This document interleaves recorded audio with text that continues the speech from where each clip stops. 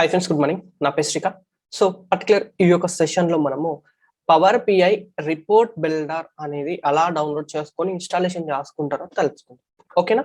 So ఈ యొక్క గూగుల్లోకి వచ్చేసి పవర్ బిఐ డౌన్లోడ్ అని ఎంటర్ చేయండి. ఓకే, పవర్ బిఐ డౌన్లోడ్ అని ఎంటర్ చేసిన తర్వాత డౌన్లోడ్స్ మైక్రోసాఫ్ట్ పవర్ బిఐ ఉంది కదా, రైట్ క్లిక్ ఇచ్చేసి ఓపెన్ న్యూ ట్యాబ్ క్లిక్ చేయండి. సో ఇది క్లిక్ చేయగానే మీకు ఇక్కడ చూడండి మైక్రోసాఫ్ట్ పవర్ బిఐ డెస్క్టాప్ అని వస్తుంది. అంటే ఇది separate, Microsoft Power BI mobile separate and Microsoft on premises data gateway అనేది separate.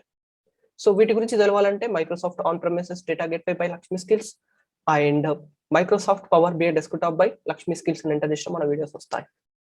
And on premises reporting with Power BI report server, దీని గురించి కూడా తెలవాలంటే by Lakshmi Skills on premises reporting with Power BI report server enter చేసేస్తే by Lakshmi skills అని enter చేస్తూ మన videos వచ్చేస్తాయి.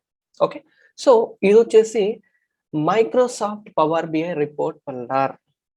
అంటే ఇది SSRS రిపోర్ట్స్ కి అడ్వాన్స్డ్ రేంజ్ లో మనకి తీసుకురావడం జరుగుతూ ఉంటది. ఓకేనా? సో డౌన్లోడ్ క్లిక్ చేయండి. ఇక్కడ డౌన్లోడ్ క్లిక్ చేయగానే చూడండి ఫ్రెండ్స్, ఇక్కడ మనకు డీటెయిల్స్ ఇస్తాడు. సో ప్రెసెంట్ ఏ వర్షన్ మనం డౌన్లోడ్ చేసుకున్నాం, అది ఎప్పుడు డేటా పబ్లిష్ చేశాడు, దాని యొక్క సైజ్ ఎంత, తర్వాత సిస్టమ్ రిక్వైర్మెంట్స్. ఓకేనా?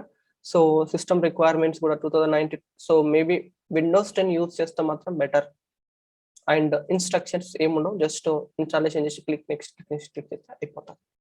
సో డౌన్లోడ్ క్లిక్ చేయండి. చూసారా, డౌన్లోడ్ క్లిక్ చేయగానే ఇలా డౌన్లోడ్ అయిపోతుంది. డబుల్ క్లిక్ చేయండి, కొద్ది టైం పడుతుంది. కొద్ది టైం పట్టిన తర్వాత సో ఆల్రెడీ నేను ఇన్స్టాలేషన్ చేశాను కాబట్టి రిపేర్ రిమూవ్ అడుగుతుంది.